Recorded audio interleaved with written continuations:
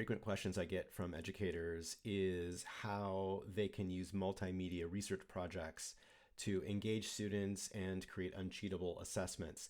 And so I wanted to talk about a chapter of my book, Storytelling with Purpose, Digital Projects to Ignite Student Curiosity.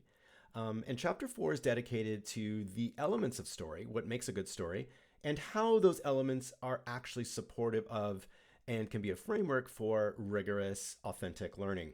And so in the chapter, I actually have quite a few diagrams and examples about how these all apply to what you do in the classroom already, whether you're a kindergarten teacher or a college professor. And so I just wanted to read an excerpt from the section called Why the End is the Most Important Part of the Story.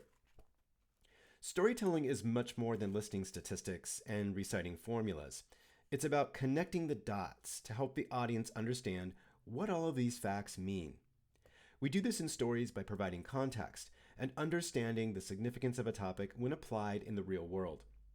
Perhaps the most important role of student storytellers is to help the audience develop an accurate, faithful relationship to information. It's helpful here to include supporting exercises in logic and reasoning, and concepts such as the difference between causation versus correlation. So this is a really important concept because not only are we expecting students to explain what this means, but we want them to actually draw conclusions and sort of extrapolate. So this is kind of high order thinking that's going on here.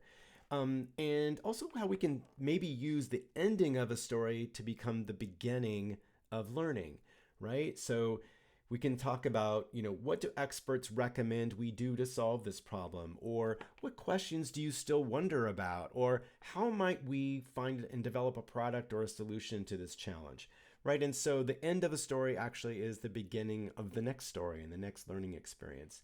And it also kind of brings up this idea of concepts related to confirmation bias, right? Which is directly related to media literacy and misinformation that we see out there.